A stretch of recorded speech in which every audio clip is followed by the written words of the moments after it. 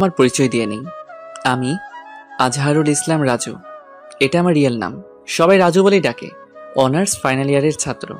বাবা মায়ের একমাত্র সন্তান। আমার আর কোনো ভাই বোন নেই। বাবা সরকারি কর্মকর্তা এবং মা হলো গৃহিণী। আমরা মধ্যবিত্ত হলেও আমাদের পরিবার মহান আল্লাহর রহমতে অনেক সুখী। আমার বাবা মা আমার সাথে অনেক ফ্রি।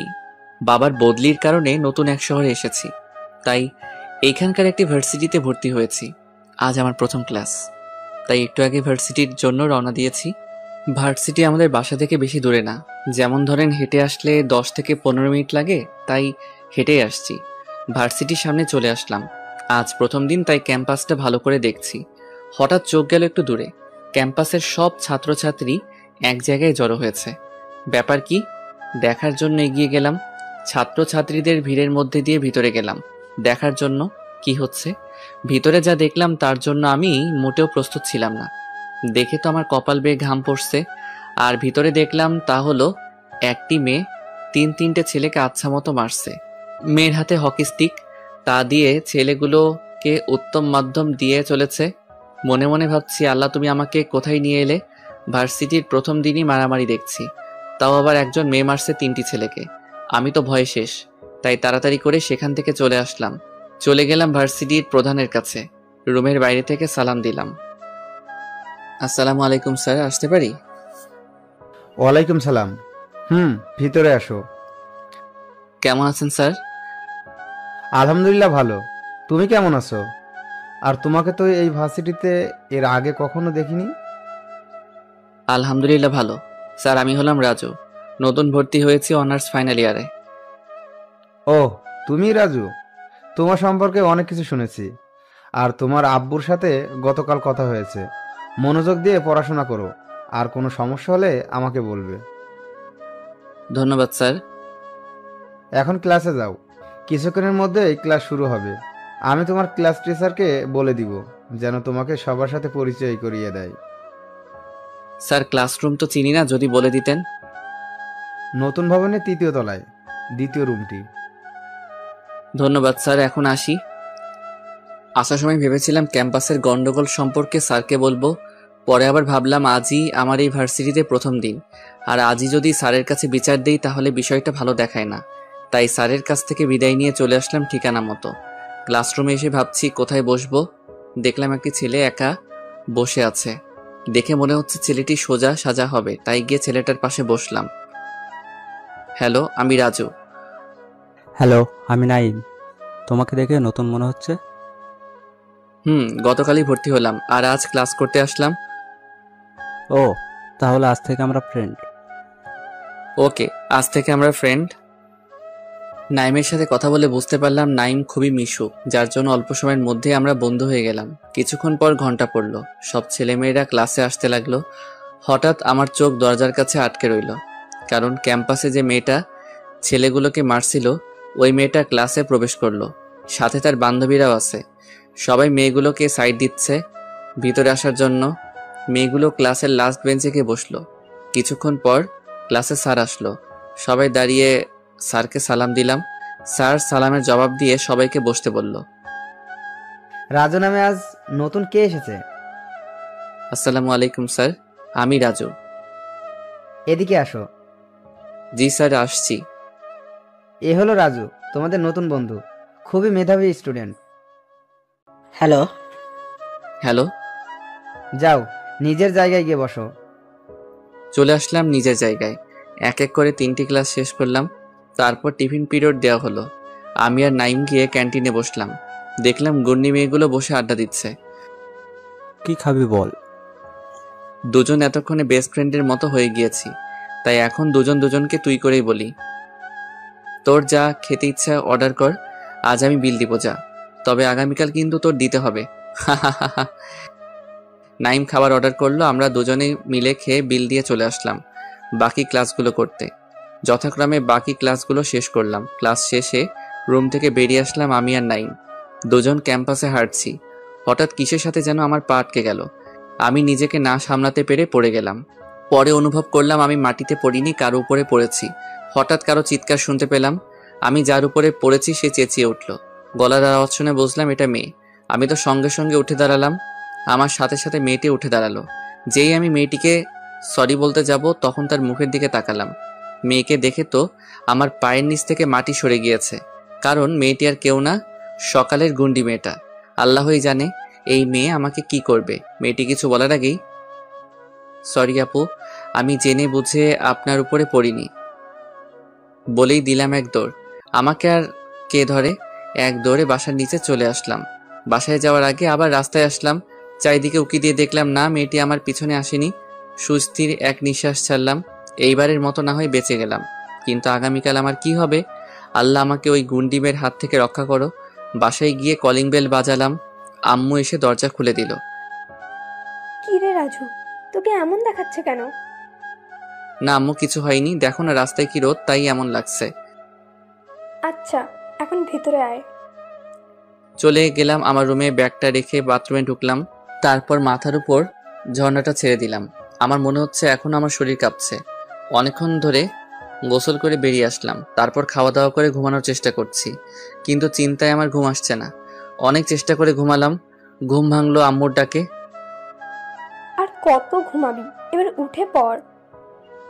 কয়টা বাজে? এখনই ডাকছো কেন? 5টা বাজে, এখন ওঠ। তো এত ভোরে ডাকছো কেন? ভার্সিটি তো 10টায়। এই, তোর মাথা ঠিক আছে তো, নাকি পাগল টাগল হলি? কেন, কি হয়েছে? এখন বিকাল 5টা বাজে, গাধা। কথা শুনিয়ে আম্মু চলে গেল। মাথার চুলগুলো চুলকাচ্ছি আর ভাবছি ওই গুন্ডি মেয়ের কারণে মনে হয় আমি সত্যি সত্যি পাগল হয়ে যাব। হাত মুখ ধুয়ে হালকা পাতলা নাস্তা করে নিলাম। তারপর বিকালের বাকি সময়টা ছাদে কাটিয়ে দিলাম। সন্ধ্যার সময় পড়তে বসলাম। কিছুক্ষণ পর আব্বু আসলো অফিস থেকে। পড়া থেকে উঠে আব্বুর সাথে আড্ডা দিতে চলে আসলাম। নতুন ভার্সিটির প্রথম দিন কেমন কাটলো? ভালোই কেটেছে। আব্বুর কথায় গুন্ডিমের কথাটা আবার মনে পড়ে গেল। কোনো সমস্যা হলে বলবে। জি আব্বু। আব্বুর সাথে আরো কিছুক্ষণ আড্ডা দিলাম।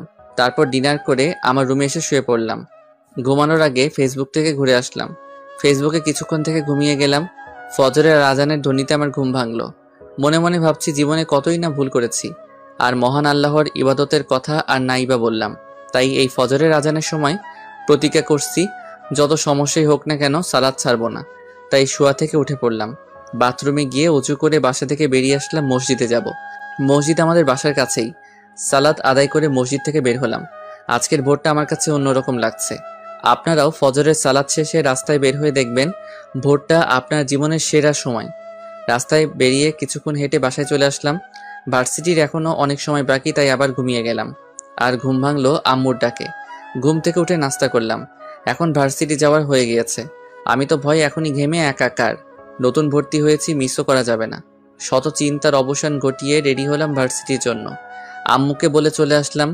ভার্সিটির সামনে এসে দেখি গন্ডি মেয়েটা ও তার বান্ধবীরা ভার্সিটির গেটের সামনে বাইকে বসে আছে। ভাবছি বাসায় কি ফিরে যাব নাকি অমনি মনে হয় আমাকে দেখে ফেলেছে। ওই এদিকে আয়। গুন্ডি মেয়ে আমাকে ডাকছে তার কাছে যাওয়ার জন্য। এখন আমার চোখে ভাসছে গতকাল কিভাবে একসাথে 3টা ছেলেকে মারছিল, আর আমি তো একা। আল্লাহ তোমার এই মাসুম বান্দাকে এবারের মতো বাঁচিয়ে দিও। কথাগুলো মনে মনে ভাবছিলাম। ওই তোর কানে কথা যায় না? আমি তোকে ডেকেছি, এদিকে আয়।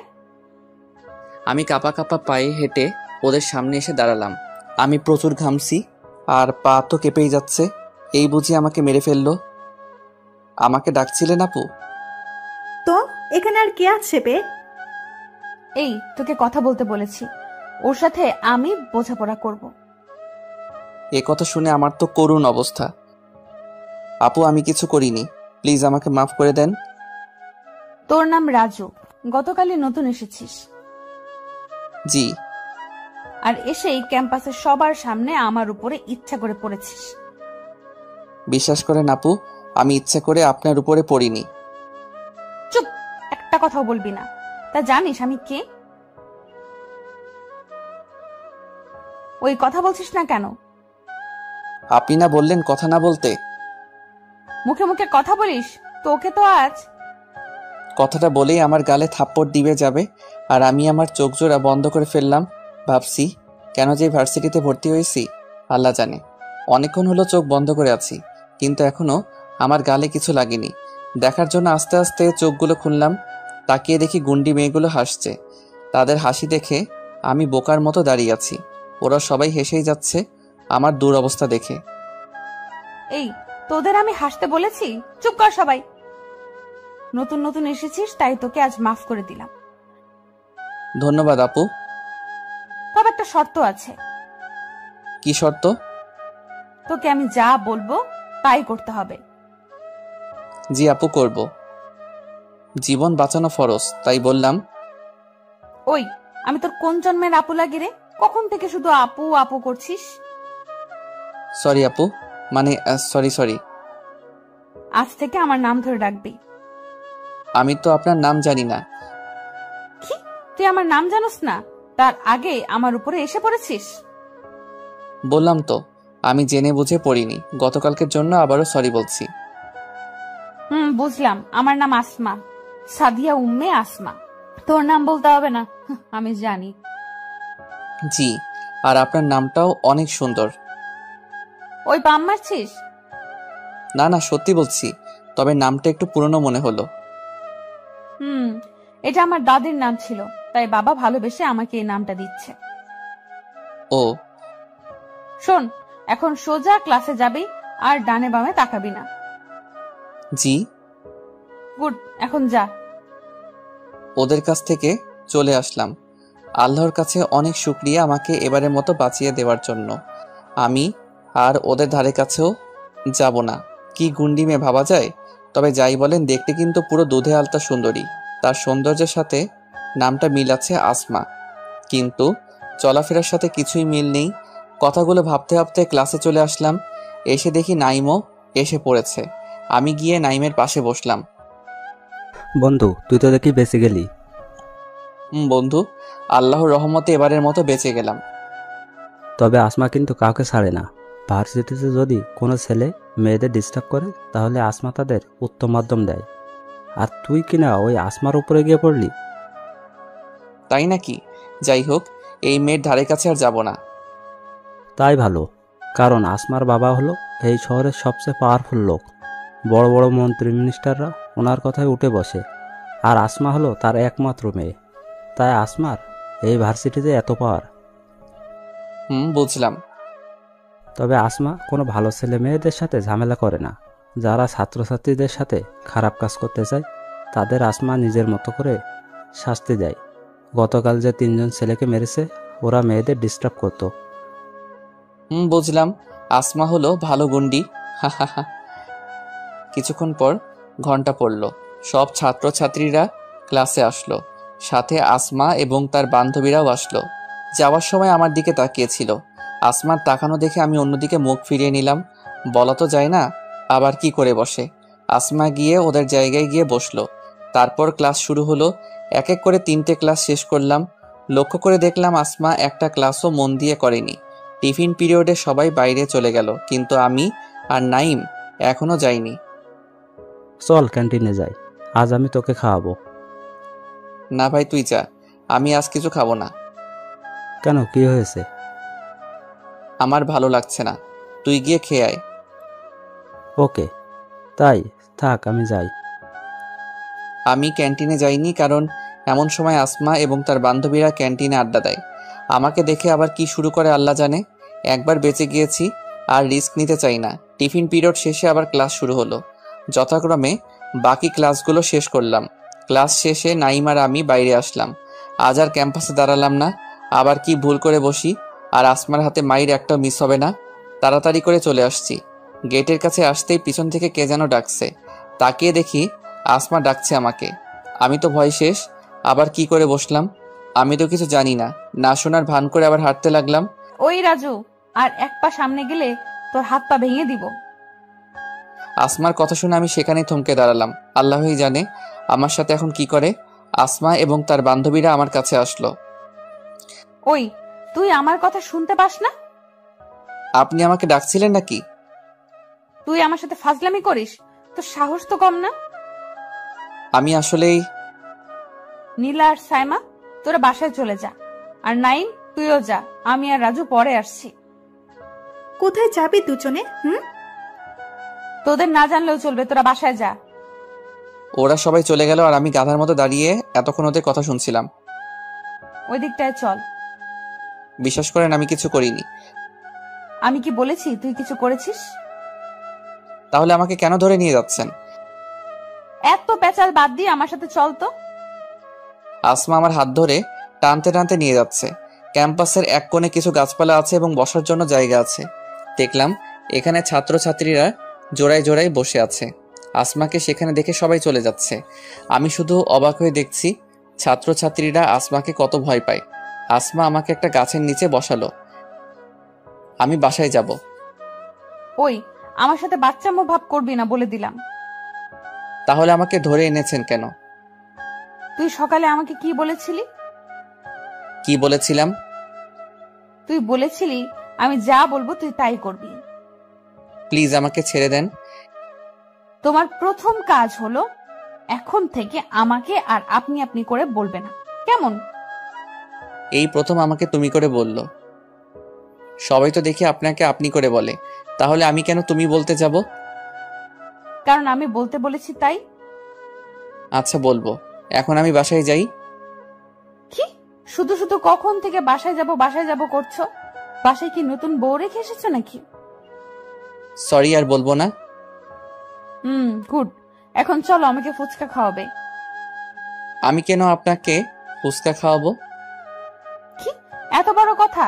তোকে তো আজ। আসমা আমার চুল ধরে জোরে জোরে ঝাঁকড়াতে লাগলো আর চেঁচামেচি করছে। প্লিজ আমাকে ছেড়ে দেন, আর বলবো না। তুই আমায় আবার আপনি করে বলছিস? তুই আছিস। আরো জোরে জোরে ঝাঁকড়াতে লাগলো। প্লিজ আমাকে ছেড়ে দাও। এখন থেকে তোমাকে তুমি করেই বলবো, আর ফুচকাও খাওয়াবো। সত্যি তো? সত্যি সত্যি, 3 সত্যি। তাহলে চলো ফুচকা খেতে। চলেন। সরি চলো। আসমা আমাকে ভার্সিটির পাশে এক ফুচকার দোকানে নিয়ে গেল। মামা ঝাল করে 1 প্লেট ফুচকা দেন তো। আমি মনে মনে ভাবছি আমার টাকা দিয়ে খাবে আর আমার জন্যই অর্ডার দিল না। কি গুন্ডি মেয়ে দেখেছেন, ঠিকই আমার টাকা দিয়ে ফুচকা খাচ্ছে। কিছুক্ষণ পর দোকানদার আসমার হাতে ফুচকার প্লেট দিল। আসমা ফুচকার প্লেট নিয়ে আমার কাছে আসলো, তারপর খেতে শুরু করলো। এই হা করো। না, আমি খাবো না। ভালোই ভালোই বলছি, খেয়ে নাও। দাও আমার হাতে খাই। কেন, আমার হাতে কি বিষ আছে? খাও বলছি। বলেই জোর করে ফুচকা খাইয়ে দিল আমায়। আল্লাহ, এ কোন ঝামেলায় পড়লাম আমি। এই মেয়ে আমাকে পাগল বানিয়ে ছাড়বে। আমাকে আরো কয়েকবার খাইয়ে দিল, আর বাকিগুলো আসমা শেষ করলো। ফুচকা খাওয়া শেষ। এখন বাসায় যেতে হবে, না হলে আম্মু আবার চিন্তা করবে। আমি পৌঁছে দিয়ে আসি তোমার বাসায়। না, তোমার আর কষ্ট করতে হবে না, আমি নিজে চলে যেতে পারবো। আর আমার বাসা বেশি দূরে না, কাছেই। ঠিক আছে, সাবধানে যেও। তুমিও। যেই বাসার দিকে হাঁটা দিব তখনই। এই আমাকে একা ফেলে কোথায় যাচ্ছ? তুমি বাসায় চলে যাও। আমি বাসায় যাব কি করে? আমাকে রিকশা করে দাও। আমি কেন তোমাকে রিকশা করে দেব? এই তুমি না বললে আমার সব কথা শুনবে? রাগ করছো কেন? রিকশা ডেকে দিচ্ছি তো। কি আর করার, সবই আমার কপাল। আসমাকে রিকশা ডেকে দিলাম, আমাকে বাই বলে আসমা চলে গেল, আর আমি বাসার দিকে হাঁটা দিলাম। আমি ভাবছি এই গুন্ডি মেয়ে আমার কাছে কি চাই, নিজের বাবার এত টাকা রেখে আমার টাকা রিকশা করে বাসায় যায়। বাবা, কি কপাল আমার। বাসায় যাওয়ার আগে মসজিদ থেকে জোহরের সালাত আদায় করে নিলাম, যদিও সালাতের সময় আগেই চলে গিয়েছিল। বাসায় চলে গেলে আর জোহরের সালাত আদায় হবে না, তাই পড়ে নিলাম। বাড়িতে গিয়ে কলিং বেল বাজালাম। আম্মু এসে দরজা খুলে দিল। আজ আসতে এত দেরি হলো কেন? তেমন কিছু না আম্মু, ভার্সিটিতে কিছু কাজ ছিল তাই দেরি হয়ে গেছে। মিথ্যা বললাম, না হলে আমার 12টা বাজিয়ে ছাড়বে। যা ফ্রেশ হয়ে আয়, আমি খাবার বাড়ছি। যাচ্ছি। রুমে এসে ব্যাগটা রেখে গোসল করতে চলে গেলাম। গোসল করে এসে খাওয়া দাওয়া করলাম। মোবাইলে বিকাল 4:45 অ্যালার্ম দিয়ে দিলাম, যেন আসরের সময় ঘুম থেকে উঠে পড়ি। তারপর দিলাম এক ঘুম ভাঙলো অ্যালার্মের শব্দে। ঘুম থেকে উঠে বাসা থেকে ওযু করে মসজিদে চলে গেল। সালাত আদায় করা শেষে ভাবলাম এলাকায় নতুন, কিন্তু এখনো এলাকাটি ঘুরে দেখা হয়নি। যেই ভাবা সেই কাজ। নাইমকে ফোন দিলাম। আসসালামু আলাইকুম, কই তুই এখন? বাসায়। কেন? 5 মিনিটের মধ্যে আমাদের ভার্সিটি গেটের সামনে আয়। কেন, কি হয়েছে? এত প্রশ্ন করছিস কেন? আসতে বলছি আয়। আচ্ছা তুই দাঁড়া, আমি আসছি। প্রায় 15 থেকে 20 মিনিট পর নাইম আসলো। কেন ডাকলি বল। এলাকায় নতুন এসেছি, তাই আজ সবকিছু ঘুরে দেখব, আর আমি কিছুই চিনি না, তাই তোকে ডাকলাম। এই কথা তো ফোনেও বলতে পারতি, তাহলে এত দৌড়ে আসতে হতো না। এমনিতেই 20 মিনিট লাগছে, এখন চল। দুজনে মিলে পুরো এলাকা ঘুরে ঘুরে দেখলাম। আমাদের ভার্সিটি কিছুটা দূরেই দেখলাম সুন্দর একটি পার্ক আছে। ভালোই হলো, মাঝে মাঝে আসা যাবে। ঘোরাঘুরি শেষ করে মাগরিবের সালাত আদায় করে বাসায় চলে আসলাম। বাসায় আর কোনো কাজ নেই, তাই একটু পড়তে বসলাম। কিছুক্ষণ পর আব্বু আসলে পড়া থেকে উঠে পড়ি। এশার সালাত আদায় করে এসে আব্বুর সাথে আড্ডায় বসলাম। বেশ কিছুক্ষণ আড্ডা দিয়ে ডিনার করে আমার রুমে চলে আসলাম। ঘুমানোর আগে ফেসবুক থেকে ঘুরে আসাটা আমার নিত্যদিনের কাজ, তাই ফেসবুক থেকে ঘুরে আসলাম। তারপর ঘুমিয়ে গেলাম। আজানের মধুর স্বরে আমার ঘুম ভাঙলো। অজু করে সালাত আদায় করতে চলে গেলাম মসজিদে। সালাত শেষে কিছুক্ষণ হাঁটাহাঁটি করে বাসায় চলে আসলাম এবং আবার ঘুমিয়ে গেলাম। আম্মুর ডাকে ঘুম ভাঙলো। ফ্রেশ হয়ে নাস্তা করলাম। নাস্তা শেষে ভার্সিটির জন্য রেডি হলাম। আম্মুর কাছে বিদায় নিয়ে ভার্সিটিতে চলে আসলাম।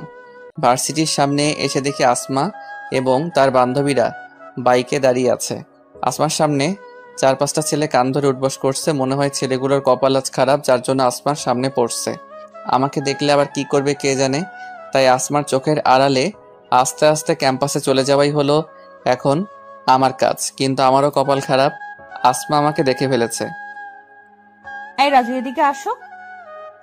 আমি আসমার কথা না শোনার ভান করে হাঁটতে লাগলাম। দেখো রাজু, সবসময় ফাজলামি ভালো লাগে না। এদিকে আসতে বললাম, তাড়াতাড়ি আসো। ও সরি, তুমি ডাকছিলে? এখন বলো, কিছু বলবে? আমার থেকে এড়িয়ে এড়িয়ে থাকো কেন? কই, এই যে তুমি ডাকলে আর আমি চলে আসলাম। বুঝি বুঝি। কেমন আছো? এতক্ষণ ভালোই ছিলাম। মানে আমি ভালোই আছি। তুমি কেমন আছো? ভালো আছি। এদের এই অবস্থা কেন? আর বলো না, শয়তানগুলোর কত বড় সাহস ভার্সিটির মেয়েদের ডিস্টার্ব করে। একটাকেও ছাড়বো না। ও, ভালো করেছো। ওই থামবি না? উদ্বোস করতে থাক, থামলেই আবার প্রথম থেকে করতে হবে। এইবারের মতো আমাদের মাফ করে দেন, জীবনে আর কখনো মেয়েদের ডিস্টার্ব করব না। চুপচাপ কাজ চালিয়ে যা, একদম কথা বলবি না। ভাইয়া, ভাবিকে বলেন না এবারের মতো মাফ করে দিতে। আমি তো ছেলেদের কথা শুনে রীতিমতো অবাক। ছেলেগুলো বলে কি? আসমা আমার দিকে কেমন করে যেন তাকিয়ে আছে। নীলা আর সাইমাও আমার দিকে তাকিয়ে আছে। ওই, তোদের মাথা খারাপ হয়েছে? কি সব আবল তাবল কথা বলছিস? তোদের শাস্তি আরো বেড়ে গেল। এখন থেকে একপাশে উঠবস করবি। সরি ভাই, বুঝতে পারি নাই, প্লিজ মাফ করে দেন। যা, তোদের মাফ করে দিলাম, তবে আর যেন কখনো মেয়েদের ডিস্টার্ব করতে না দেখি। তাহলে কি করব বুঝতেই পারছিস। জি, আর কখনো মেয়েদের ডিস্টার্ব করব না। কি বলছো? ওদের মাফ করে দিচ্ছ কেন? শুনোনি কি সব উল্টাপাল্টা কথা বলছিল? ওই, এখনো দাঁড়িয়ে আছিস কেন? তোদের যেতে বলছি না? আসমার কথা শুনে ছেলেগুলো চলে গেল। ছেলেগুলোকে যেতে দিলে কেন? যেতে দিয়েছি, বেশ করেছি। এখন ক্লাসে চলো তো। আমাকে আর কথা না বলতে দিয়ে ক্লাসে নিয়ে গেল। আসমা এবং তার বান্ধবীরা তাদের জায়গায় গিয়ে বসলো। ক্লাসে গিয়ে দেখি এখনো নাইম আসে নাই, তাই নাইমকে ফোন দিলাম। হ্যালো, কোথায় তুই? বন্ধু, আমি আজ আসতে পারবো না, একটা কাজে আটকে গিয়েছি, তুই ক্লাস কর। আচ্ছা। ফোন কেটে দিলাম। একা একা বসে আছি, ভালো লাগছে না। কিছুক্ষণ পর আমার কাঁধে কেউ হাত রাখলো। তাকিয়ে দেখি আমাদেরই ক্লাসের এক মেয়ে। হ্যালো, আমি লিজা, আপনার পাশে বসতে পারি? হ্যালো, আমি রাজু। কিন্তু আমাকে পুরো কথা বলতে না দিয়ে মেয়েটা আমার পাশে বসে পড়ল। আজ আপনার বন্ধু আসেনি? না, কি আর করব, লিজার সাথে বসে থাকলাম। আমাদের কথার মাঝে আসমা এসে উপস্থিত হলো। এই মেয়ে, এখান থেকে উঠে অন্য কোথাও গিয়ে বস। কেন? এখানে বসলে সমস্যা কি? ভালোই ভালোই বলছি, এখান থেকে সরে যা। তুই ভালো করে জানিস আমি কি করতে পারি। আসমার ভয়ে লিজা অন্য জায়গায় গিয়ে বসলো, আর আমি এতক্ষণ দুজনের কথা শুনছিলাম। আসমা এসে আমার পাশে বসলো। অন্য মেয়েদের সাথে তো দেখি ভালোই মিষ্টি মিষ্টি কথা বলতে পারিস, আমার সাথে তো এইভাবে কথা বলিস না। কি বলছো এসব? তুই আমার সাথে কথা বলবি না। আরে রাগ করছো কেন? বললাম না কথা না বলতে। আমি আর আসমার সাথে কোনো কথা বললাম না। রাগ করলে করুক, তাতে আমার কি? আর এখানে রাগ করার কি আছে তা বুঝলাম না। কিছুক্ষণ পর ক্লাস শুরু হলো। আসমা মন খারাপ করে আমার পাশেই বসে ক্লাস করছে। ক্লাসের অনেকেই আমাদের দুজনকে একসাথে বসে দেখে অবাক হয়েছে। আসমা বারবার আমার দিকে আর চোখে তাকাচ্ছে, কথা বলছি না দেখে।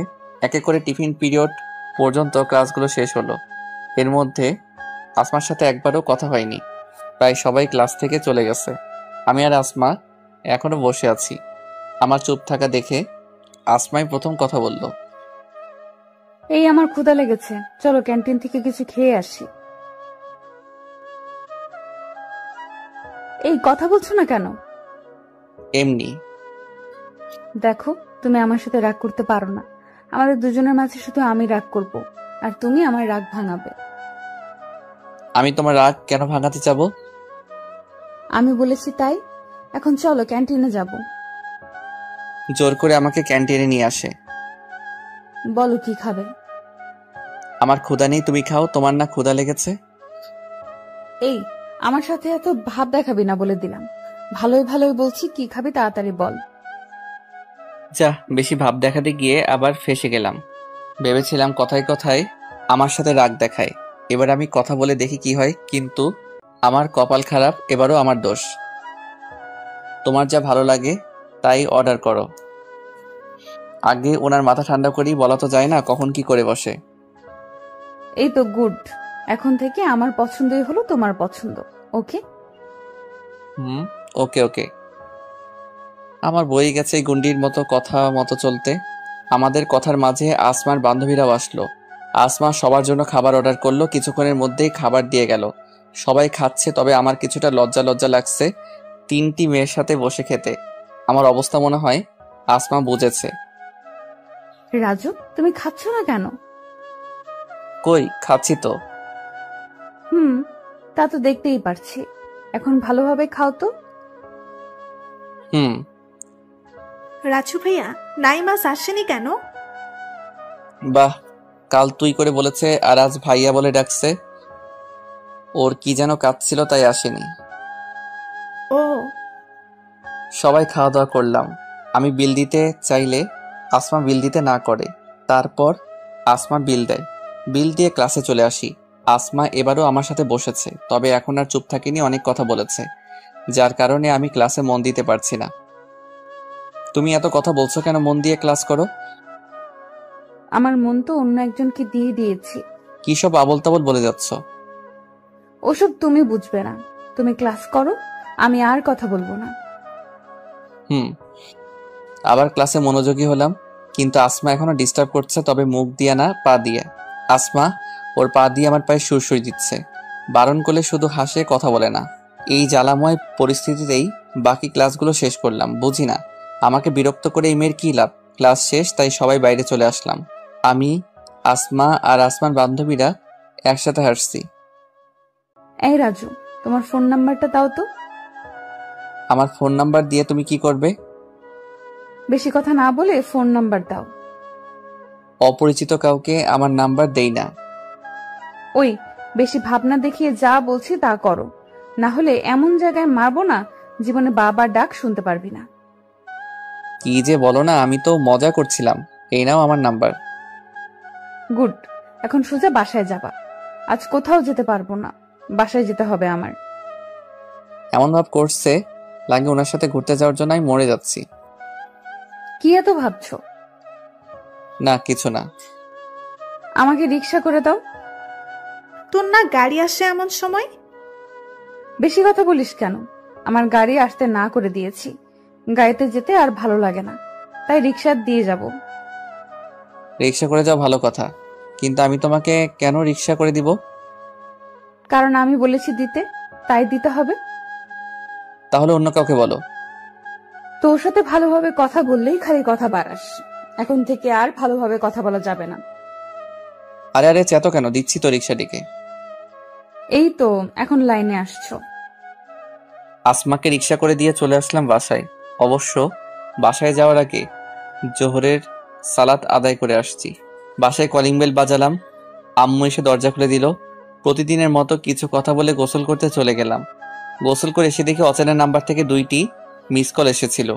অচেনা নাম্বার, তাই বেশি গুরুত্ব দিলাম না। খাওয়া দাওয়া করতে চলে গেলাম। খাওয়া দাওয়া শেষ করে রুমে আসলাম।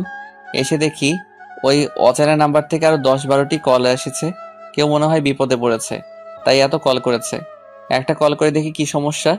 ভাবতে ভাবতে আবার কল আসলো। এবার কলটি রিসিভ করলাম। আসসালামু আলাইকুম, কে বলছেন?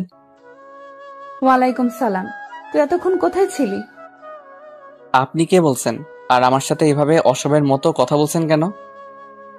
আমাকে এখনো চিনতে পারিসনি? আপনি কে যে আপনাকে চিনতে হবে? আমি আসমা। ও তুমি? এতদিন ভার্সিটিতে জ্বালিয়ে মারছে, এখন আবার ফোন দিয়ে। আল্লাহ, আমি কোথায় যাব বলো? এতক্ষণ কোথায় ছিলে? গোসল করে খাওয়া দাওয়া করছিলাম। আর আমি অচেনা ফোন কল রিসিভ করি না। ও ভালো, আমি তো আর অচেনা না। আমারটা রিসিভ করেছো, ভালো কথা। এখন থেকে আর কোনো অচেনা নাম্বার থেকে কল আসলে রিসিভ করবে না, ওকে? আমি জানি। তুমি খাওয়া দাওয়া করনি? না, তোমার জন্য অপেক্ষা করছিলাম। আমার জন্য অপেক্ষা করতে যাবে কেন? আমি তো খাওয়া দাওয়া শেষ করে আসলাম। এখন গিয়ে তুমিও খাওয়া দাওয়া করো। যাচ্ছি তো, আর একটু কথা বলে নেই। আর এখন আর কথা বলবো না, আমি এখন ঘুমাবো। তুমি গিয়ে খাওয়া দাওয়া করো। যাচ্ছি, বাই। আমিও ঘুমিয়ে গেলাম। ঘুম ভাঙলো আসরের নামাজ শুনে। ঘুম থেকে উঠে অজু করে সালাত আদায় করতে চলে গেলাম মসজিদে। সালাত শেষে রাস্তায় হাঁটছি, অমনি আসমা আবার ফোন করলো। আসসালামু আলাইকুম। ওয়ালাইকুম সালাম। কি করো? রাস্তায় হাঁটছি কেন? এমনি জিজ্ঞেস করলাম। ঘুম থেকে উঠলে কখন? এই তো কিছুক্ষণ আগে। ও, তুমি তো এই শহরে নতুন, চলো কোথাও থেকে ঘুরে আসি। না, আমি নাইমের সাথে সবকিছু ঘুরে দেখেছি। তাহলে এমনি চলো ঘুরে আসি। আজ যাওয়া যাবে না, আমার কিছু কাজ আছে। ও বাই, পরে আবার কথা হবে। আসমাকে আর কিছু বলতে না দিয়ে ফোন কেটে দিলাম। তারপর এলাকায় ঘোরাঘুরি করে মাগরিবের সালাত আদায় করে বাসায় চলে আসলাম। আজ আর পড়তে বসিনি, বেশি ভালো লাগছিল না। বাসায় টিভি দেখে সময় পার করছি। তারপর এশার সালাত আদায় করে এসে দেখি আব্বু অফিস থেকে ফিরেছে। আব্বুর সাথে কিছুক্ষণ আড্ডা দিয়ে ডিনার করে আমার রুমে চলে আসলাম। শুয়ে শুয়ে ফেসবুক চালাচ্ছি, এমন সময় আসমা আবারও ফোন দিল। কথা বলার ইচ্ছা না থাকা সত্ত্বেও কথা বলতে হয়, না হলে ভার্সিটিতে গেলে কি করবে আল্লাহ জানে আর আসমা জানে, তাই ফোন ধরলাম। হ্যালো। হ্যালো। কি করো? শুয়ে আছি। তুমি? সেম। খাওয়া দাওয়া করেছো? তুমি খাওয়া দাওয়া করেছো? খেয়েছি। মেয়েদের সাথে ফোনে কথা বলা আমার অভ্যাস নেই, যা হয় হালকা পাতলা মেসেঞ্জারে, তাই ফোন আলাপ ভালো করে দিতে পারলাম না, অল্পতেই শেষ করে দিলাম। আসমার সাথে আরো কিছুক্ষণ কথা বলে ঘুমিয়ে গেলাম। ঘুম ভাঙলো প্রতিদিনের মতো মধুর সুরে ধেয়ে আসা আজানে। অলসতা বাদ দিয়ে অজু করে মসজিদে চলে আসলাম। সালাত আদায় করে নীরব রাস্তায় কিছুক্ষণ হাঁটাহাঁটি করলাম। কিছুক্ষণ হেঁটে বাসায় এসে আবার ঘুমিয়ে গেলাম। আম্মুর ডাকে ঘুম ভাঙল। তারপর ফ্রেশ হয়ে নাস্তা করে ভার্সিটিতে চলে আসলাম। ভার্সিটিতে এসে দেখি আসমা এবং তার বান্ধবীরা আজও গেটের সামনে দাঁড়িয়ে আছে। ভাবলাম আজ যেভাবেই হোক গন্ডিটার কাছে ধরা দেওয়া যাবে না। যেই ভাবা সেই গাছ, কিন্তু যাব কিভাবে? দেখলাম ছাত্রছাত্রীরা ভিতরে ঢুকছে, তাই তাদের পিছনে পিছনে চলে আসলাম ভিতরে। মনের শান্তিতে একটা নিঃশ্বাস ছাড়লাম। যাক, আজ গুন্ডির কাছ থেকে বেঁচে গেলাম, তাই মনের আনন্দে ক্লাসে যাচ্ছি। সিঁড়ি দিয়ে ওঠার সময় এক বড় ভাইয়ের সাথে ধাক্কা খেয়ে দুজনেই পড়ে যাই। দুজনেই উঠে দাঁড়ালাম। সরি ভাই, দেখতে পাইনি। তোর কত বড় সাহস আমাকে ধাক্কা মেরে ফেলে দিছিস? জানিস আমি কে? বলেই আমার গালে ঠাস করে চড় মারলে। গায়ে হাত তুলেছেন কেন ভাই? বললাম তো সরি। এতক্ষণে তামাশা দেখার জন্য ছাত্রছাত্রী দৌড়ে চলে এসেছে। আবার মুখে মুখে কথা বলিস সিনিয়রদের সাথে, তোকে তো আজ। বলেই আমার পেটে একটা জোরে সোরে ঘুষি মারে। আমি নিজেই সামলাতে পারিনি, যে কারণে সিঁড়ি দিয়ে নিচে পড়ে গেলাম। মাথা প্রচণ্ড ব্যথা করছে। মাথায় হাত দিয়ে দেখি রক্ত দিয়ে হাত ভরে গেছে। আমার মাথায় রক্ত দেখে ছেলেটা সেখান থেকে চলে যায়। কিছুক্ষণের মধ্যেই দেখে আসমা এবং তার বান্ধবীরাও আসলো। আসমা দৌড়ে এসে আমাকে ধরে উঠালো। তারপর আসমা তার রুমাল দিয়ে আমার মাথাটা বেঁধে দিল। আমার এই অবস্থা দেখে মনে হচ্ছে আসমার চোখ পানিতে টলমল করছে, কিন্তু প্রকাশ করতে পারছে না। আমাকে ধরে সিঁড়িতে বসালো। তোমার গায়ে কে হাত তুলেছে? নাম জানি না, তবে আমাদের সিনিয়র। সিনিয়রের গুষ্টি কিলে ও সাহস হয় কি করে তোমার গায়ে হাত দেওয়ার? তোরা দেখেছিস কে রাজুকে মেরেছে? দাঁড়িয়ে থাকা ছাত্রছাত্রীদের জিজ্ঞেস করলো। তাদের মধ্যে থেকে একজন ছেলেটার নাম বলল। ছেলেটার নাম নাকি রাকিব। ওই রাকিবের বাচ্চা যেন 10 মিনিটের মধ্যে ক্যাম্পাসের মাঠে পায় আমি। তুই কোনো চিন্তা করিস না, দেখ আসর কি অবস্থা করি। চলো আমার সাথে। কোথায় যাব? তোমার মাথায় ব্যান্ডেজ করিয়ে নিয়ে আসি। না থাক, লাগবে না। বেশি কথা বললে এখন তোকেও মারবো। কে শোনে কার কথা? আমাকে দাঁড় করিয়ে এক হাত পিছন থেকে জড়িয়ে ধরে আস্তে আস্তে হাঁটতে লাগলো। আসমা আমাকে এভাবে জড়িয়ে ধরায় আমার কেমন যেন লাগছিল। আমাকে ছেড়ে দাও, আমি একাই হাঁটতে পারবো। তোকে কিন্তু বেশি কথা বলতে না করেছি, তাই চুপ থাক। কিছু করার নেই, না হলে আবার ব্যথার উপর ব্যথা দিবে, তাই চুপ করে হাঁটতে লাগলাম। আসমা আমাকে একটা ফার্মেসিতে নিয়ে আসলো। তারপর ভালো করে ওয়াশ করে মাথায় ব্যান্ডেজ করে দিল। ফার্মেসি থেকে আমাকে ক্যাম্পাসের মাঠে নিয়ে আসে। এসে দেখি রাকিব, মানে যে আমাকে মারলো, মাঠের মধ্যে পড়ে আছে। আসমা আমাকে রাকিবের কাছে নিয়ে গেল। তুই রাজুকে মেরেছিস কেন? আমার ভুল হয়ে গিয়েছে, আর কোনোদিন এমন হবে না। তোর নামে এর আগেও আমার কাছে কমপ্লেন এসেছে, কিন্তু কিছু করিনি। তবে আজ আর তোকে ছাড়ছি না। আসমা কথা শেষ করেই রাকিবকে ইচ্ছা মতো মারতে লাগলো। আমি আসমাকে অনেকবার বাধা দিতে গেলাম, কিন্তু কোনো লাভ হয়নি। আমাকে ধাক্কা দিয়ে সরিয়ে আবার মারে। মারতে মারতে রাকিবকে রক্তাক্ত করে ফেলেছে। মনে হচ্ছে আর কিছুক্ষণ এভাবে চললে রাকিব মরেই যাবে, তাই খারাপ কিছু ঘটার আগে আসমাকে থামাতে হবে। আরো মারলেও মরে যাবে, ছেড়ে দাও ওরে। আজ ওরে মেরেই ফেলবো, ছাড়ো আমাকে। প্লিজ আসমা, ওরে ছেড়ে দাও। দেখ, তুই যারা মেরেছিস সেই তোরে বাঁচালো, না হলে আজ তোকেই মেরে ফেলতাম। তারপর 2-3 জন ছেলেকে দিয়ে রাকিবকে হাসপাতালে পাঠিয়ে দেয়। রাকিবকে মারার সময় আসমা পাগলের মতো হয়ে গিয়েছিল। আসমার চেহারা পুরো লাল হয়ে গিয়েছে রাগে। আজ আর ক্লাস করতে হবে না, চলো তোমায় বাসায় দিয়ে আসি। তোমাকে অনেক ক্লান্ত মনে হচ্ছে, তুমি তোমার বাসায় চলে যাও, আমি একাই বাসায় যেতে পারবো। তুমি না সব সময় বেশি বুঝো। আমি বলেছি আমায় বাসায় নিয়ে যাব, তো নিয়েই যাব, কথা শেষ। আচ্ছা চলো। বেচারি এমনি আমার জন্য অনেক কষ্ট করেছে, তাই আর কথা বাড়ালাম না। একটা রিক্সা করে চলে আসলাম। আসার সময় আসমা আমার একটা হাত জড়িয়ে ধরেছিল, এমনভাবে ধরেছিল মনে হচ্ছে আমাকে ছাড়লেই পালিয়ে যাব। আমি বারবার বলছি আমি এখন সুস্থ আছি, কিন্তু কে শুনে কার কথা? উনি আমার হাত ধরেই রাখবে। বাসার নিচে এসে রিক্সা থেকে নামলাম। আসমাই রিক্সা ভাড়া দিল, দিয়ে আবার আমার হাত ধরেছে। বাসার কলিং বেল বাজালাম, আম্মু এসে দরজা খুলে দিল। কি হয়েছে তোর? মাথায় ব্যান্ডেজ করা কেন? এ কিছু না, সিঁড়ি দিয়ে উঠতে গিয়ে পড়ে গিয়েছিলাম। তুই মিথ্যে কথা বলছিস, বল কি হয়েছে তোর? আমার কিছু হয়নি, আগে ভিতরে আসতে দাও। আম্মু এখন আসমাকে লক্ষ্য করেনি। আসমা আমার পিছনে দাঁড়িয়ে আছে। আয় ভিতরে আয়। এই মেয়ে কে রে রাজু? ওর নাম আসমা, আমার বন্ধু হয়। মাথায় ব্যথা পেয়েছি তাই বাসা পর্যন্ত এগিয়ে দিতে এসেছে।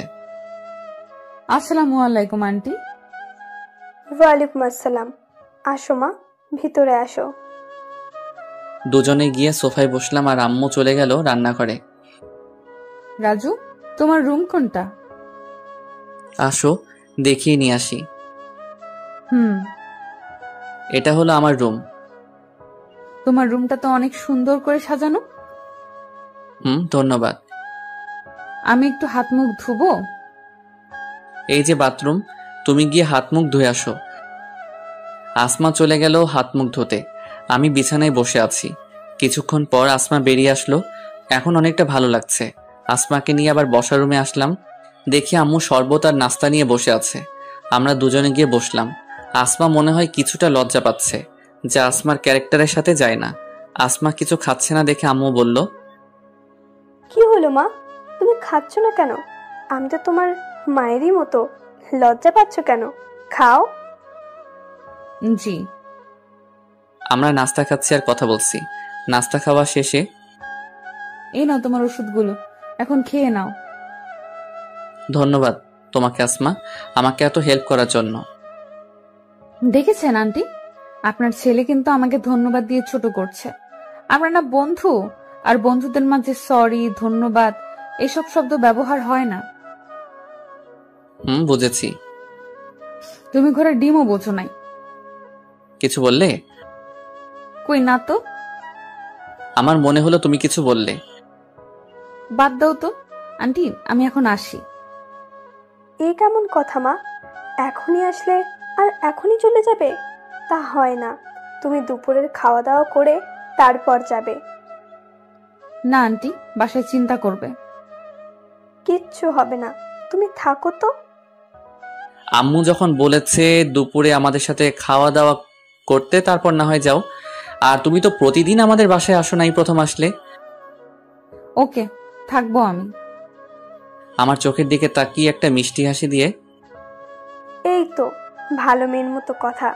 তোমরা বসে কথা বলো, আমি রান্নাঘরে যাচ্ছি। তোমাকে এখন দেখে মনে হচ্ছে কিছুই বোঝো না, কিন্তু কিছুক্ষণ আগে একটাকে মেরে হাসপাতালে পাঠিয়ে দিয়েছো। আজ তোমার কারণে ওরে ছেড়ে দিলাম, না হলে মেরেই ফেলতাম। কেন? আবার বলছো কেন? ওর সাহস কি করে হয় তোমার গায়ে হাত তোলার? তোমার গায়ে শুধু আমি হাত দিতে পারবো, আর কেউ না। তুমি আমাকে মারবে কেন? আমার কথা না শুনলে তো মারবই। এসব কথা বাদ দাও তো, অন্য কিছু বলো। আমাদের মতো মধ্যবিত্ত পরিবারে প্রথম এসেছো, তাই না? একটা চট দিব। আমার কিন্তু তোমার পরিবারটা অনেক পছন্দ হয়েছে। তাই বুঝি? প্রথমে তোমাকে পছন্দ হয়েছিল, কিন্তু এখন তোমার আম্মুকে বেশি পছন্দ হয়েছে। আসলে আমি পরিবারের একমাত্র সন্তান, তাই হয়তো আব্বু আম্মু আমার। তা তোমার আম্মুকে দেখেই বোঝা যাচ্ছে। আম্মু এরকমই। তুমি রুমে গিয়ে রেস্ট নাও, আমি আন্টির কাছে যাই। আম্মুর কাছে গিয়ে কি করবে? তুমি কি রান্না করতে পারো? রান্না করতে পারি না বলেই তো যাব, আন্টির কাছ থেকে কিছু শিখে নেই।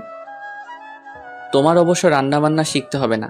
তোমার আব্বু তোমাকে রাজ পরিবারে বিয়ে দিবে, সেখানে তোমার কাজ করে দেওয়ার জন্যই মানুষ রাখা হবে। ভালো হচ্ছে না কিন্তু, আর আমি ওইসব পরিবারের বিয়ে করব না। তো কেমন পরিবারে বিয়ে করবে? এত কিছু তোমার জানতে হবে না, আমার বিয়ের সময় দেখে নিও। যা তোমার ইচ্ছা। যাও গিয়ে রেস্ট নাও। আসমা চলে গেল আম্মুর কাছে, আর আমি আমার রুমে এসে শুয়ে আছি। কখন যে ঘুমিয়ে যাই বুঝতে পারিনি। ঘুম ভাঙলো কারো স্পর্শে। ঘুম ঘুম চোখে তাকিয়ে দেখি আসমা আমার মাথার কাছে বসে আছে, আর আমার মাথায় হাত বুলিয়ে দিচ্ছে। আমি তাড়াতাড়ি করে শোয়া থেকে উঠে বসে পড়লাম। আমাকে হঠাৎ উঠতে দেখে আসমা কিছুটা অপ্রস্তুত হয়ে গিয়েছে। কি হয়েছে তোমার? হঠাৎ এইভাবে উঠে পড়লে কেন? মাথায় ব্যথা পেয়েছো? না না, আমার কিছু হয়নি। তুমি কখন আসলে আমার রুমে? রান্না করা শেষ, তাই আন্টি তোমাকে ডাক দিতে বলল। এসে দেখি তুমি ঘুমাচ্ছ, তাই ডাক দিতে ইচ্ছা হয়নি। আচ্ছা তুমি বসো, আমি ফ্রেশ হয়ে আসছি। ফ্রেশ হয়ে এসে দেখি আসমা রুমে নেই, মনে হয় আম্মুর কাছে গিয়েছে। তাই আমিও খাওয়ার রুমে গেলাম। গিয়ে দেখি আম্মু আর আসমা আমার জন্য অপেক্ষা করছে। আমি গিয়ে আমার চেয়ার টেনে বসলাম। আম্মু খাবার বেড়ে দিচ্ছে। খাবার বেড়ে দেওয়া শেষে আম্মুও আমাদের সাথে খেতে বসেছে। রান্না কেমন হয়েছে আসমা? জি আন্টি, ভালো হয়েছে। আম্মুর হাতে রান্না সবসময় অনেক ভালো হয়। তিনজন মিলে একসাথে খাওয়া দাওয়া শেষ করলাম। খাওয়া শেষে আসমা কিছুক্ষণ রেস্ট নিয়ে তার বাসায় চলে যায়। যাওয়ার আগে বলে গিয়েছে আবার নাকি আমাদের বাসায় বসবে, আর আম্মুও বলে দিয়েছে আম্মুর সাথে প্রতিদিন দেখা করে যেতে। আম্মু আর আসমার কথা শুনে মনে হচ্ছিল আসমা আমার ক্লাসমেট না, বরং আম্মুর বান্ধবী। আসমা চলে যাওয়ার পর আমিও আমার রুমে চলে যাই রেস্ট নিতে। শুয়ে শুয়ে ফেসবুক চালাচ্ছি, তার মধ্যেই নাইম ফোন করলো। হ্যালো, কেমন আছিস? ভালো আছি, তুই কেমন আছিস? আমি ভালো আছি। নীলা ফোন দিয়ে বলল রাকিব নামের ছেলে নাকি তোরে মেরেছে। আরে ও কিছু না, হালকা একটু কেটে গিয়েছিল। তারপর আসমা ফার্মেসিতে নিয়ে গিয়ে ব্যান্ডেজ করিয়ে আনে এবং বাসায় এসে দিয়ে যায়। ও, তা আসমার সাথে কিছু চলছে নাকি? তোর জন্য এত কিছু করছে? আরে তেমন কিছু না, ক্লাসমেট ভেবে হয়তো করেছে। হতেও পারে। তুই ভার্সিটিতে আসিস না কেন? আম্মুর শরীর ভালো না, তাই হাসপাতালে নিয়ে আসছি, তাই আসতে পারছি না। ও, আন্টির জন্য দোয়া করি যেন তাড়াতাড়ি সুস্থ হয়ে যায়। বাই, আম্মুর জন্য ওষুধ আনতে যেতে হবে। Okay bye. নাইমের সাথে কথা বলে কল কাটতে আসমা কল দিল। আমি কল রিসিভ করলাম। এই, তোমার নাম্বার বিজি দেখাচ্ছিল কেন? কার সাথে এত কথা বলছিলে? নাইম ফোন দিয়েছিল। সত্যি বলছো তো? তোমার সাথে আমি মিথ্যা বলতে যাব কেন? তোমাকে নিয়ে বিশ্বাস নেই। ওসব কথা বাদ দাও, এখন বলো কেমন আছো? কিছুক্ষণ আগে না আমায় দেখে গেলা ভালো আছি। বাসায় গেলে কখন? এই তো এখনই আসলাম, আর এসেই তোমাকে ফোন করলাম। ও, আরো কিছুক্ষণ কথা বলে ফোন কেটে দেই। ভাবছি আসমা মেয়েটা আমাকে নিয়ে মনে হয় একটু বেশি চিন্তা ভাবনা করছে। কেন করছে যার উত্তর আমার কাছে নেই। দেখতে দেখতে 2 মাস হয়ে গিয়েছে এই নতুন ভার্সিটিতে ভর্তি হয়েছি, আর আমি যে ব্যথা পেয়েছিলাম তা 3-4 দিনের মধ্যেই ভালো হয়ে যায়। তবে রাকিব পুরো 13 দিন হাসপাতালে ভর্তি ছিল। কি মাইটাই না দিল। আমি থাকলে তো মনে হয় মরেই যেতাম। আর আসমা, ওনার কথার কি বলবো, সারাক্ষণ শাসন করে যাবে, এটা করো ওটা করো, আমার সাথে এখানে যাবে ওখানে যাবে ইত্যাদি ইত্যাদি। মাঝে মাঝে বিরক্ত লাগে, কিন্তু কিছু করার নেই। কথা না শুনলে রাকিবের ভয় দেখা আমাকেও নাকি মেরে হাসপাতালে পাঠিয়ে দিবে। এই 2 মাসের মধ্যে আসমা আরো 3 বার আমাদের বাসায় এসেছিল। আম্মুকে এখন দেখি সারাক্ষণ আসমার কথা বলে। আসমার চোখগুলো কি সুন্দর, আসমার চুলগুলো কি সুন্দর, আসমার নাকটা কি সুন্দর ইত্যাদি ইত্যাদি। আম্মু তার ভালো রূপটা নিচ্ছে, কিন্তু তার আসল গুন্ডি রূপটা আমি চিনি। যাক, তা আর নতুন করে বললাম না। এখন ক্লাস শেষে ক্যাম্পাসের এক কোণে দাঁড়িয়ে আছি। নীলা আমাকে একা দেখা করতে বলছে। আমার কাছ থেকে কি জানি হেল্প নিবে বলেছে। কিছুক্ষণ পর নীলা আসলো। এভাবে কেন দেখা করতে বলেছো? দরকার আছে, আগে কথা দাও আমাকে সাহায্য করবে। আমার সাধ্যমতো হলে অবশ্যই করব। আমি তোমার বন্ধু নাইমকে ভালোবাসি। কি? আমি নাইমকে ওই কলেজ লাইফ থেকেই ভালোবাসি, কিন্তু দেখো না, আমার সাথে ভালো করে কথাও বলে না। অনেক কষ্ট করে ফোন নাম্বারটা নিয়েছিলাম। আমি একদিন নাইমকে জিজ্ঞাসা করি, তুমি আমার সাথে কথা বলো না কেন? জানো নাইম কি বলেছিল? কি বলেছে ওর নাকি আমার সাথে কথা বলতে ভয় করে, তাই আমার সাথে কথা বলে না। এখন যা করার তোমাকেই করতে হবে। আমি কি করব? তুমি নাইমের বেস্ট ফ্রেন্ড। তুমি যদি নাইমকে বলো যে আমি ওরে এতদিন ধরে ভালোবেসে যাচ্ছি, তাহলে নাইম তোমার কথা কখনো ফেলবে না। প্লিজ আমার এই উপকারটুকু করে দাও, আমি নাইমকে ছাড়া বাঁচবো না। থাক, আমার বন্ধুর জন্য তোমাকে আর মরতে হবে না।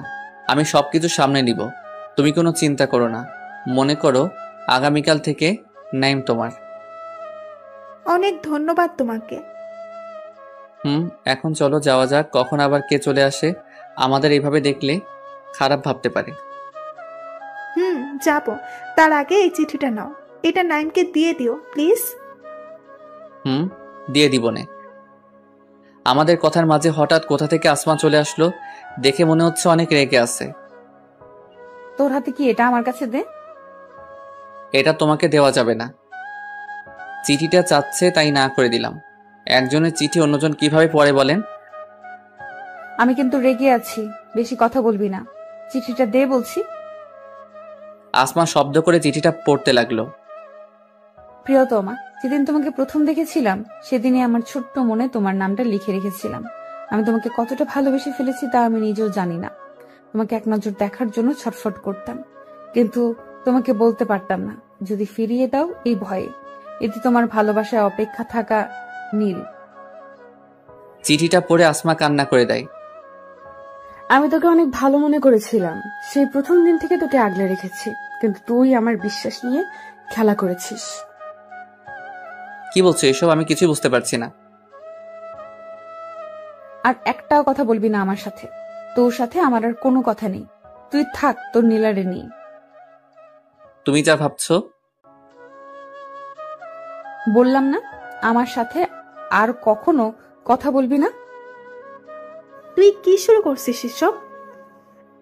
আমি তোকে সব কিছু বলেছিলাম, তারপরেও তুই আমার কাছ থেকে সবকিছু কেড়ে নিলি। তুই না আমার বেস্ট ফ্রেন্ড ছিলি। তুই যা ভাবছিস আমি সবকিছু ভুল ভাবছিস। থাক, এখন আর শাক দিয়ে মাছ রাখতে হবে না। আর তোকে যেন আর আমার সামনে না দেখি, তাহলে জানে মেরে ফেলবো। কথাগুলো বলে আসমা কান্না করতে করতে চলে গেল। আসমার কথাগুলো সব আমার মাথার উপর দিয়ে যাচ্ছে।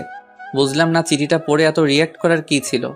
গালে হাত দিয়ে দাঁড়িয়ে আছি, আর চারপাশে ছাত্রছাত্রীরা তামাশার মজা নিচ্ছে। সরি, আমার জন্য এসব কিছু হলো। তুমি বাসায় যাও, আমি নাইমকে সব কিছু বুঝিয়ে বলবো। নীলা চলে গেল। আমি এখনো ক্যাম্পাসে দাঁড়িয়ে আছি। আমার এত অসম্মানের এর আগে কখনোই হয়নি। এত মানুষের সামনে এভাবে অসম্মান না করলেও পারতো। সত্যি বলতে খুব কষ্ট হচ্ছে, বুকটা একদম ভারী হয়ে গিয়েছে। পুরো ক্যাম্পাস খালি হওয়ার পর আমি বেরিয়েছি। এতক্ষণ এক জায়গাতেই দাঁড়িয়েছিলাম। আস্তে আস্তে হেঁটে বাসার দিকে যাচ্ছি আর মনকে হালকা করছি, কিন্তু কিছুতেই তা হচ্ছে না। বাসায় যাওয়ার আগে জোহরের সালাত আদায় করে নিলাম, যা থেকে মনটা কিছুটা হালকা হয়েছে। বাসায় কলিং বেল বাজালাম। আম্মু এসে দরজা খুলে দিল। কি রে, তোর মুখটা এমন মলিন হয়ে আছে কেন? কিছু হয়েছে?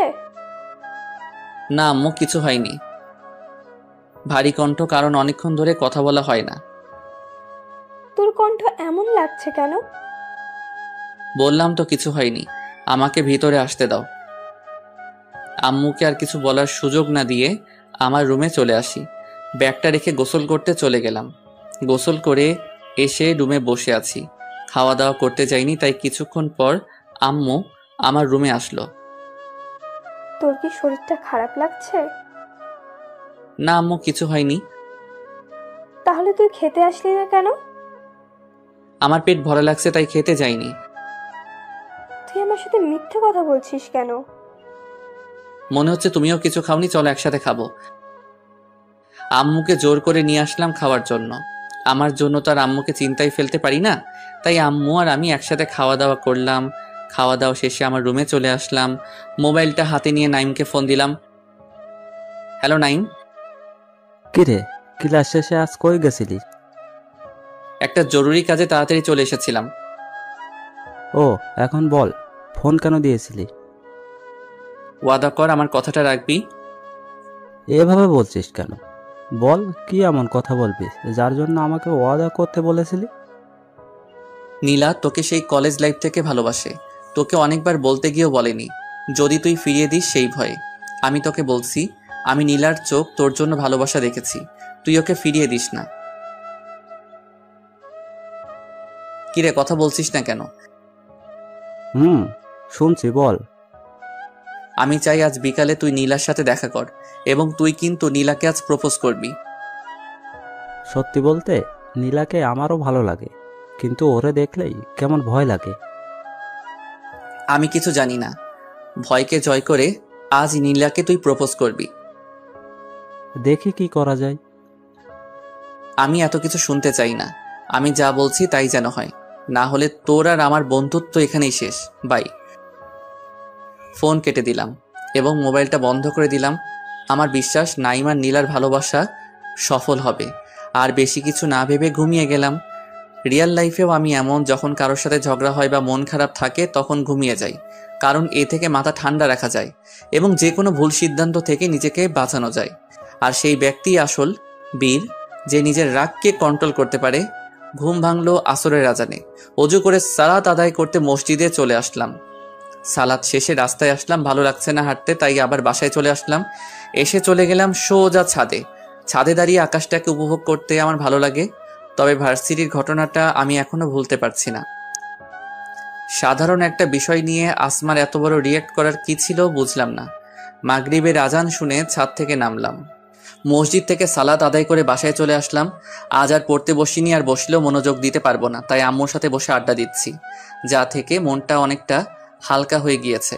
মন খারাপ থাকলে কখনো একা একা থাকবেন না, তা থেকে মন খারাপের কথাগুলো বা ঘটনাগুলো আপনার মাথায় বেশি বেশি ঘুরপাক খায়। তাই চেষ্টা করবেন আপনজনের সাথে কথা বলতে, যেমন মা, বাবা, ভাই, বোন বা বেস্ট ফ্রেন্ড ইত্যাদি ইত্যাদি। এশার সালাতের সময় হলে চলে যাই মসজিদে।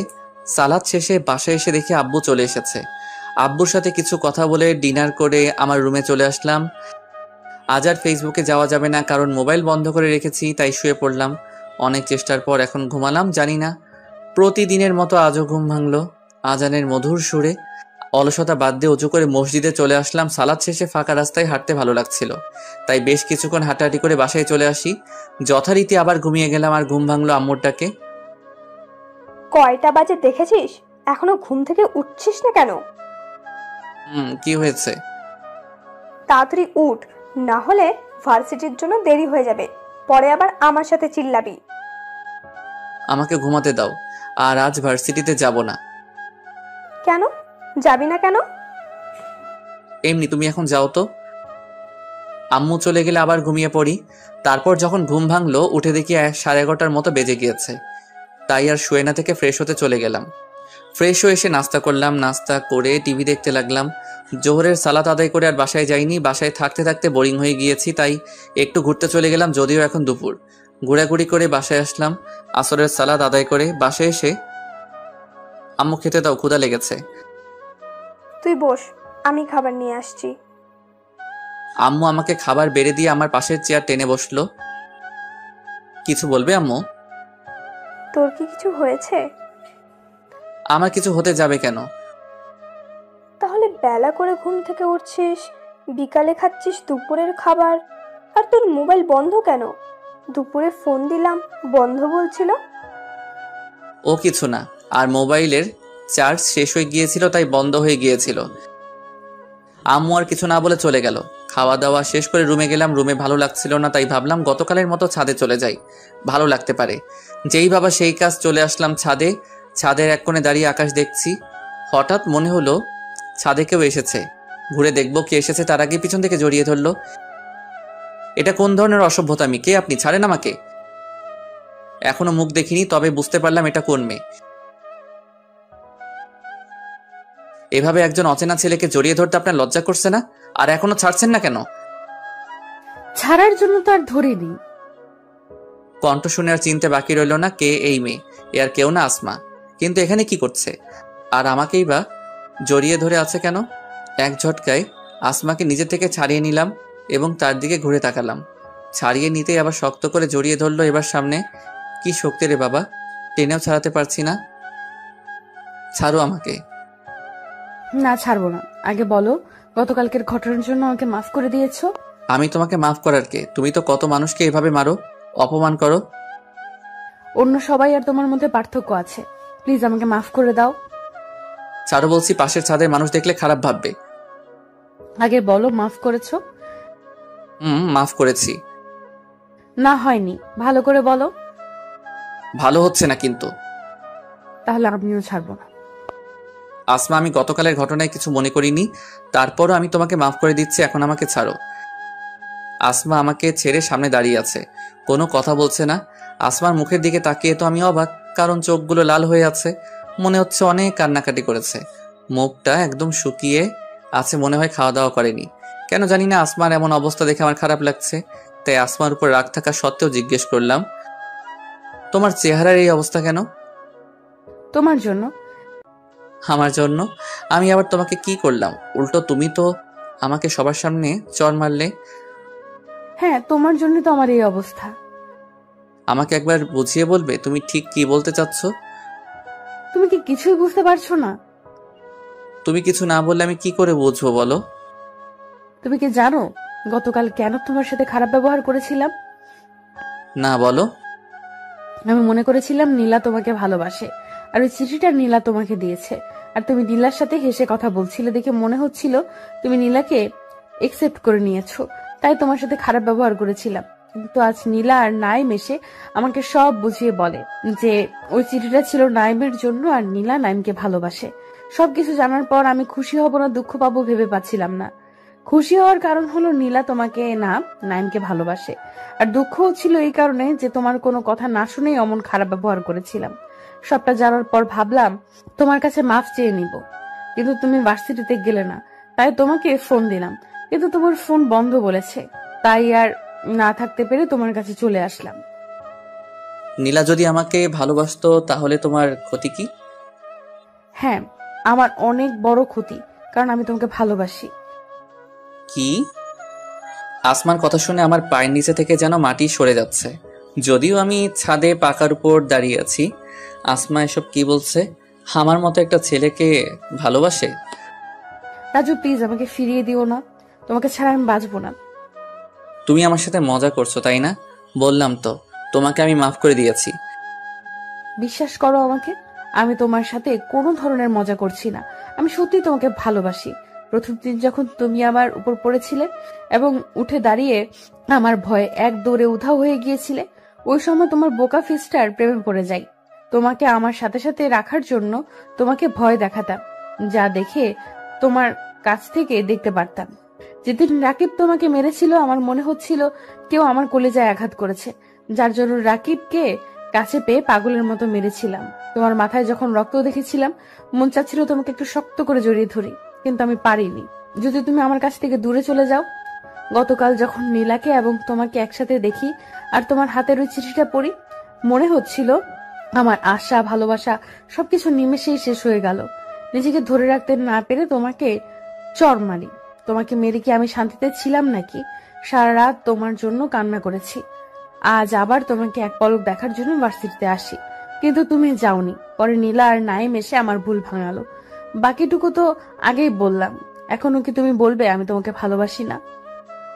কান্না করতে করতে একদমে কথাগুলো বলল।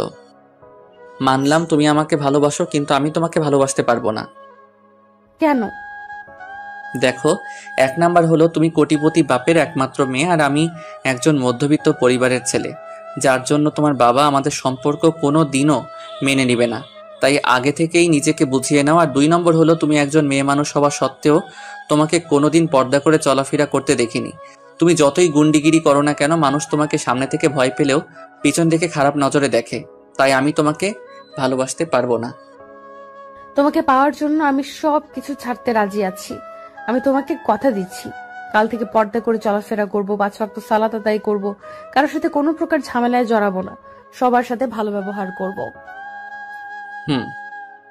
আর একটা কথা, বাবাকে তোমার কথা অনেক আগেই আমি বলে দিয়েছি। প্রথমে না করলেও পরে ঠিকই রাজি হয়ে যায়। গতকাল বাবা অনেকবার জিজ্ঞেস করেছিল আমার আর তোমার মাঝে কিছু হয়েছে কিনা, কিন্তু আমি বাবাকে কিছু বলিনি। সবকিছু তোমার মনের মতো হলো। এখন বলো আমাকে ভালোবাসবে? না, এখন আমি তোমাকে ভালোবাসতে পারবো না। ওই তুই কিন্তু এখন বেশি বেশি করে ফেলছিস। বল না আমাকে ভালোবাসবি। এই আবার শুরু হলো, বললাম না তোমার দ্বারা এসব ছাড়া সম্ভব না। তুমি তো আমাকে রাগিয়ে দিচ্ছ। এই সব কিছু মাথা থেকে চেড়ে ফেলে দাও। মাগরিবের আজান দিচ্ছে, নিচে চলো। কিন্তু আমার উত্তর তো পেলাম না। রাখো তোমার উত্তর, আগে নিচে আসো। আসমাকে বাসায় দিয়ে আমি মাগরিবের সালাত আদায় করে আসলাম। বাসায় এসে দেখি আসমা আম্মুর কাছে আমার নামে বিচার দিচ্ছে। জানো আন্টি, ছেলেটা একদমই ভালো না। কেন? কি করেছে আমার ছেলে শুনি? তোমার ছেলে মোবাইল বন্ধ করে রেখেছে কেন জিজ্ঞেস করো। ওর মোবাইলে নাকি চার্জ ছিল না। সব মিথ্যা কথা। আমি যদি ফোন করি তাই মোবাইল বন্ধ করে রেখেছে। আসমা যা বলছে তা কি সত্যি? আরে না, আমার মোবাইলে চার্জ ছিল না, তাই বন্ধ হয়ে গিয়েছিল। এখনো মিথ্যা কথা বলছে আন্টি। তোমার ছেলে মোবাইল গতকাল থেকে বন্ধ করে রেখেছে। এত বড় সাহস! আমাকে মিথ্যে কথা বলেছিস?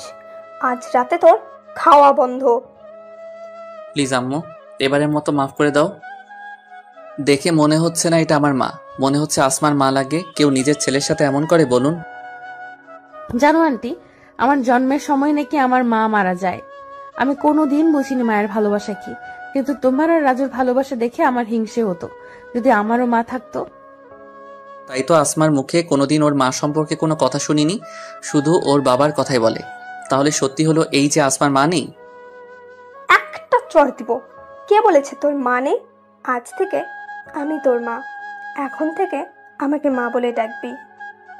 সত্যি? সত্যি। তাহলে তোমার হাতে আমাকে খাইয়ে দাও। গতকাল থেকে আমি কিছুই খাইনি, আমার খুব ক্ষুধা লেগেছে। অবশ্যই আমার হাতে খাইয়ে দিব, কিন্তু তার আগে বল, না খেয়ে আছিস কেন? তোমার ছেলের জন্য। তোমার ছেলের সাথে অভিমান করে কিছু খাইনি। তুই আগে খেয়ে নে, তারপর অভিমান ভাঙার ব্যবস্থা করছি। আম্মু চলে গেল আসমার জন্য খাবার নিয়ে আসতে, আর আসমা ওখান থেকে উঠে এসে আমার পাশে বসলো। দেখলে শাশুড়ি মা কিন্তু আমার দলে। কে তোমার শাশুড়ি? কিছু বোঝো না। আর কে আবার? তোমার মা হলো আমার শাশুড়ি মা। স্বপ্ন দেখা বন্ধ করো। আমি যা স্বপ্ন দেখি তা নিজের করে পেয়ে থাকি, বুঝলে? আম্মু খাবার এনে আসমাকে খাইয়ে দিচ্ছে। দেখেছেন, যেই দেখলো আমার সাথে আর পেরে উঠছে না, অমনি আমার মাকে হাত করতে শুরু করে দিয়েছে। আমি ওর সাথে রাগ দেখাচ্ছি, কোথায় ও চলে যাবার কথা, কিন্তু না গিয়ে আমার আম্মুর হাতে খাবার খাচ্ছে।